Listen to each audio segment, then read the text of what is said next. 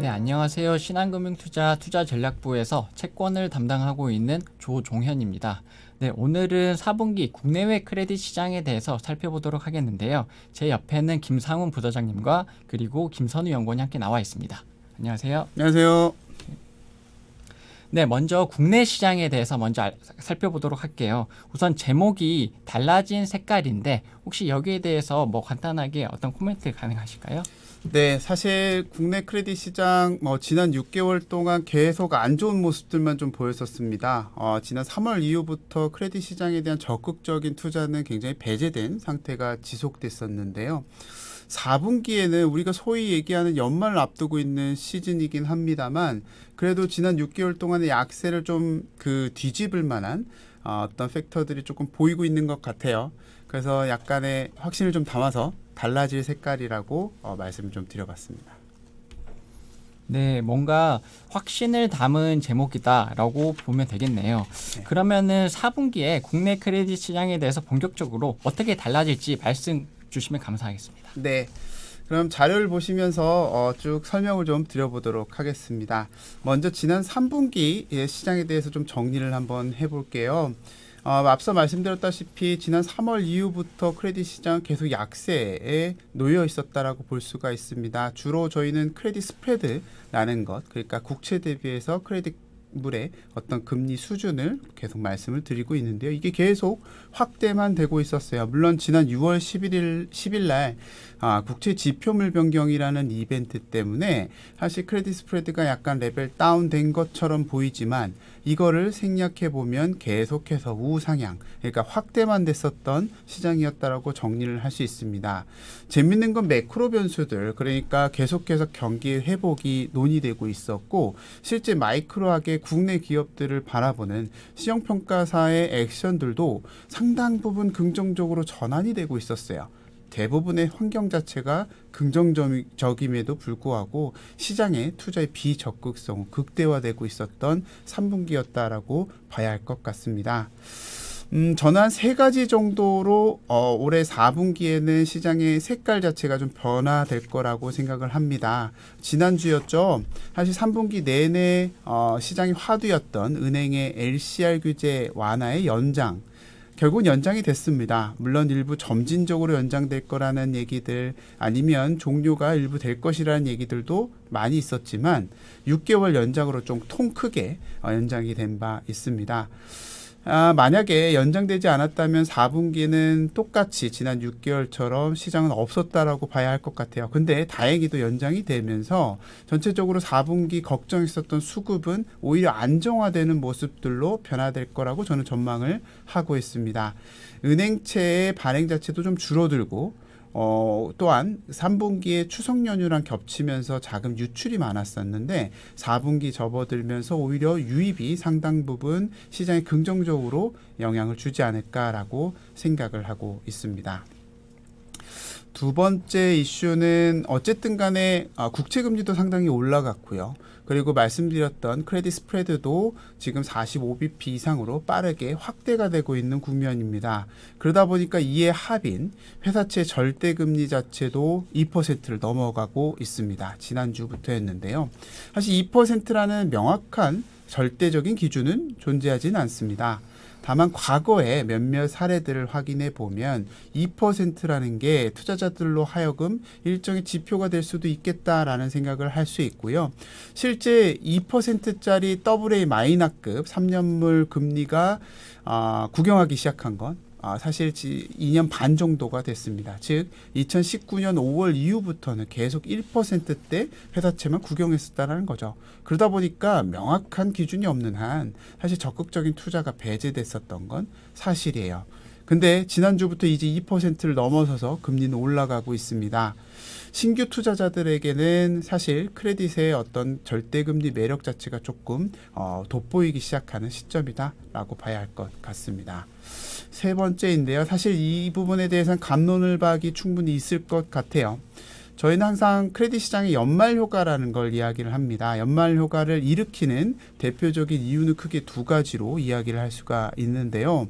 우선 첫 번째는 크레딧 시장의 대시가라고 이야기할 수 있는 보험과 은행권들의 북클로징 이슈입니다. 즉 투자를 11월 이후부터 하지 않는다라는 이야기죠. 내년을 대비하고 그 해의 수익을 확정시키기 위해서입니다. 두 번째는 은행권들이 연말이 되면 기업이나 가계 쪽에 자금 조달 니즈가 좀 많이 일어나면서 사실 은행 조달이 빠르게 늘어나는 부분들이 있을 겁니다. 근데 제가 생각했을 때 이 두 가지 이슈들은 앞서 말씀드렸던 LCR의 규제 완화 연장과 더불어서 4분기에는 영향을 좀 올해는 덜 주지 않을까라고 생각을 하고 있어요. 따라서 오히려 연초 효과가 더 땡겨지는 과거 2016년부터 2018년 말까지 있었던 연말 연초 효과에 땡겨진 효과가 올해도 다시 재현할 수 있지 않을까라고 생각을 하고 있습니다. 거꾸로 생각해 보면 일전에 뭐 자료로서도 많이 이야기를 드렸습니다. 아마 크레딧 시장의 대시가라고 소개를 드렸던 보험과 은행권들은 사실 지금의 크레딧 시장에서 엄청난 비중을 차지하고 있진 않아요. 그만큼 시장을 좌우할 만한 자금들은 아니라고 볼 수 있고요. 오히려 이를 대체했던 게 북클로징 이슈에서 좀 벗어나 있는 투자 일반 운용사라든가 아니면 증권사들 자금이 크레딧 시장을 좌우하고 있습니다. 결국은 금리나 스프레드가 올라와 있는 상황이면 언제든지 들어갈 수 있는 자금이라고 봐야 할 것 같고요. 2019년, 20년 연말만 제외하면 오히려 2016년부터 계속 땡겨져 왔던 연말 효과에 올해도 연장선상이다라고 해석을 할 수 있을 것 같습니다. 결론적으로 지난 6개월 동안의 전반적인 약세의 흐름은 우리 이제 그 금리 유튜브에서도 말씀을 좀 들으셨겠지만 10월 금통위 이후로 전체적인 색깔이 조금은 변할 수도 있을 것 같아요. 채권 시장 전반적인 색깔이 변할 것 같고요. 아까 말씀드렸던 세 가지 요건들 때문에 저희는 10월을 기점으로 이제는 약간의 강세, 그러니까 소위 얘기하는 연초 효과가 앞당겨진 효과를 11월부터는 향유할 수 있지 않을까 라는 생각을 가지고 있습니다. 그래서 저는 4분기 크레딧 시장을 전약 후강 정도의 흐름으로 전망을 하고 있고요. 투자자들께는 미리 10월부터는 앞으로 4분기, 그러니까 11월, 12월에 어떤 투자 전략을 좀 빨리 세우셔서 국내 크레딧의 어떤 투자의 확대 전략으로 전환하실 타이밍이다라는 말씀을 드리겠습니다. 네, 말씀 감사합니다. 네. 말씀 들어보니까 우선 LCR 규제 완화 연장 관련돼서는 8월 9월 내내 시장에서 가장 화두가 되었던 것 같아요. 그러면은 말씀해 주신 부분 중에서 LCR이 연장된다라고 하면은 은행채가 발행이 감소된다라고 네. 말씀해 주셨는데 네네. 혹시 여기에 대해서 자세한 경로 좀 말씀해 주실 수 있을까요? 네, 시간 관계상 좀 짧게 그 말씀을 좀 드리기는 했는데 왜 LCR 규제가 완화된 것이 연장이 되면 은행채 발행이 주나 이런 질문으로 저는 이해를 했고요. 어쨌든 본질적으로 이해를 하기 위해서는 LCR의 산식이 상당히 중요합니다. LCR은 말 그대로 당국에서 은행권들에게 단기 유동성을 확보해라. 그리고 그 비율은 100% 이상을 유지해라라는 지표입니다. 이건 분모와 분자가 있을 텐데 분자가 상당히 중요합니다. 왜냐하면 은행이 자유자재로 조율을 할 수 있는 게 시장에서 무언가를 살 수 있는 게 분자이고요. 그걸 소위 HQA, 즉 고유동성 자산이라고 이야기를 해요. 국채나 NBS, 공사채 이런 것들인데 이런 것들을 시장에서 사서 많이 담으면 분자가 커지겠죠. 그러면 LCR을 확보하게 되는 겁니다. 근데 지금 낮아진 LCR을 확보하라고 얘기를 하면 당연히 이러한 자금들을 투입해서 뭔가 사겠죠. 그래서 자금을 시장에서 조달을 하게 됩니다. 즉 은행채의 발행이 늘어날 수밖에 없다라는 거고 그러면 시장의 수급의 부담으로 전환이 되게 됩니다. 다만 이 LCR 규제를 완화를 연장시켜줬기 때문에 은행들 입장에서는 분자를 확보해야 되는 이유가 별로 없어요. 그렇기 때문에 시장의 조달을 크게 늘릴 이유가 없어지고 자연스럽게 4분기에 우리가 생각했던 수급에 대한 부담도 조금 낮아지는 모습으로 연결되지 않을까라고 저는 생각하고 있습니다. 네, 말씀 감사합니다. 한 가지만 제가 네. 더 질문을 해볼게요. 네, 네. 그 결론 부분들을 보면은 크레딧 시장은 뭐 전약 후강 흐름이다라고 말씀해 주셨는데 혹시 지금 이렇게 전망하신 부분대에서 혹시 이런 부분들에 대한 리스크 요인들이 뭐가 있을지 한번 간단하게 말씀해 주실까요? 사실 리스크는 굉장히 산지하죠. 뭐 최근에 이제 매크로 이슈 뒤에서 이야기 나누겠지만 이제 헝다그룹 이슈도 있을 것이고 최근에 공급 그 제약, 그 병목 현상 때문에 다양한 이벤트들이 조금씩 발생하고 있는데요.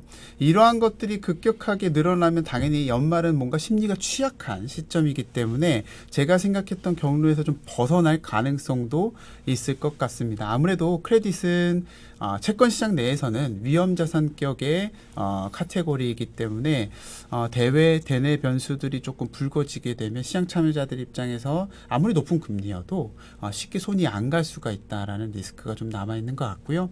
이 부분은 저희가 이제 곧 연간 전망을 준비를 하고 있죠.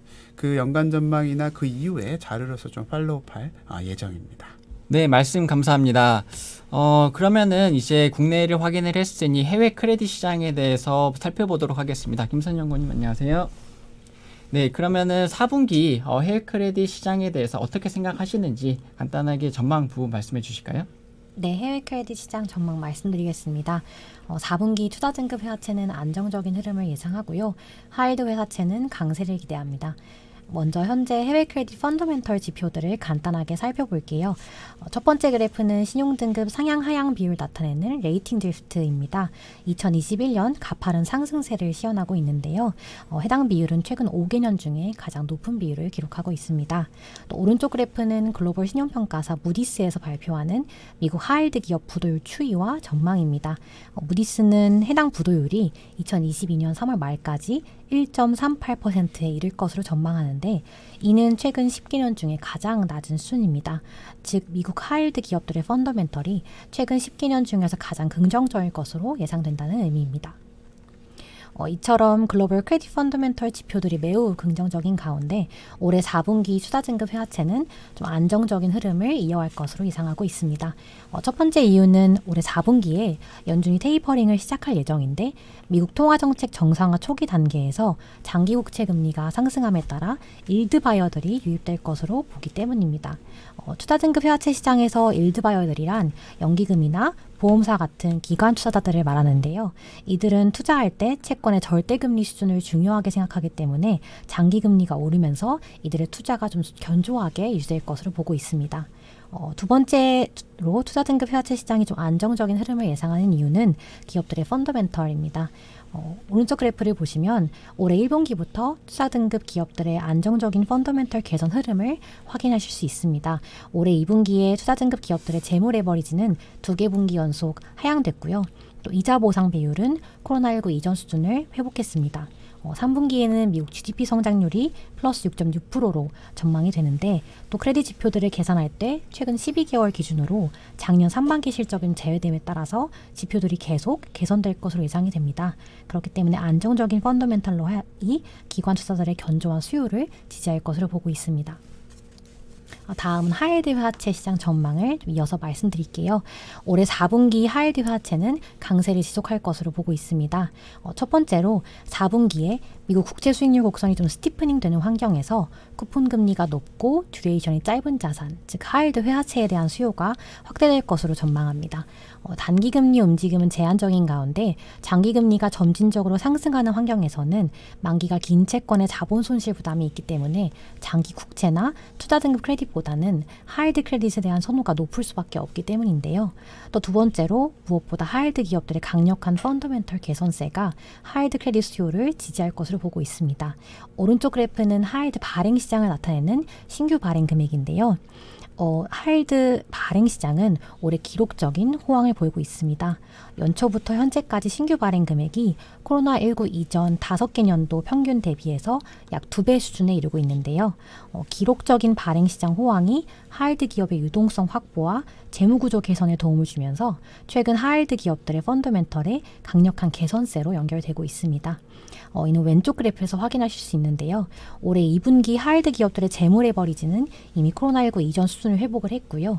인플레이션 압력에도 불구하고 에비타 마진은 1분기 13.9%에서 2분기 16.8%로 기록적인 개선폭을 나타냈습니다. 또 마지막으로 올해 4분기 국제 유가 전망치가 좀 크게 사양이 되고 있는데요. 하이드 시장에서 가장 높은 비중을 차지하는 에너지 업종에 대한 심리가 좀 긍정적으로 유지되면서 역시 하이드 강세로 연결될 것으로 기대합니다. 네, 말씀 감사합니다. 해외 크레딧 쪽 말씀해 주시면서 투자 등급과 그리고 하이힐드 이렇게 나눠서 말씀해 주셨는데 특히나 하이힐드 같은 경우에는 강세가 예상이 된다라고 말씀해 주셨죠. 제가 이걸 들으면서 생각났던 부분은 최근에 그 헝다 그룹 이슈가 있잖아요. 이러한 부분들이 사실 회사채 하이힐드 시장에 어떠한 영향력을 주는지 이러한 부분들이 좀 궁금한데요. 혹시 간단하게 말씀해 주실 수 있을까요? 네, 최근 이슈가 된 헝다그룹은 중국의 하이힐드 기업으로 분류가 되는데요. 기본적으로 중국 하이힐드 기업이 글로벌 하이힐드 회화채 시장에 미치는 영향은 매우 제한적일 것으로 예상을 합니다. 글로벌 달러 표시 하이힐드 회화채 시장에서 중국 기업이 차지하는 비중이 매우 작기 때문인데요. 글로벌 하이힐드 ETF로 대표적인 HYG ETF의 국가별 비중을 살펴보면 미국이 84%, 또 캐나다가 5%이고요. 중국 지역 비중으로는 마카오가 0.7%, 홍콩이 0.2% 수준으로 매우 작습니다. 따라서 중국 하이힐드 부동산 기업들의 부실 문제는 신흥국 하이힐드 회화채 시장에 좀 국한되어 집중돼 나타날 가능성이 높을 것으로 보고요. 실제로 미국 하이힐드 크레딧 스프레드는 9월 이후 현재까지 안정적인 모습을 보이고 있습니다. 네, 말씀 감사합니다. 말씀해 주신 걸로 보면은 우선 헝다그룹 이슈는 잔존 하나 이렇게 회사채 하이힐드 시장에 미치는 영향력은 크지 않을 거다라고 이해하면 될 것 같은데요. 네, 여기까지 우선 저희가 국내외 크레딧 시장에 대해서 살펴보았고 국내 크레딧 같은 경우에는 주제가 달라질 색깔이었습니다. 여기서 전반적으로 국내는 전약 후광의 크레딧 스프레드 흐름들을 예상을 한다라고 말씀해 주셨고요. 해외 크레딧은 하이힐드를 위한 환경이다라는 주제로 말씀해 주셨는데 투자 등급 같은 경우에는 안정적인 흐름 그리고 하이힐드 같은 경우에는 강세를 예상을 한다라고 말씀해 주셨어요. 그래서 여기까지 우선 저희가 얘기를 들어봤고 자세한 내용들은 자료를 통해서 자세히 확인해 주시면 감사하겠습니다. 네, 여기까지 우선 저희가 마무리를 하겠고요. 지금까지 시청해 주셔서 감사합니다. 고맙습니다.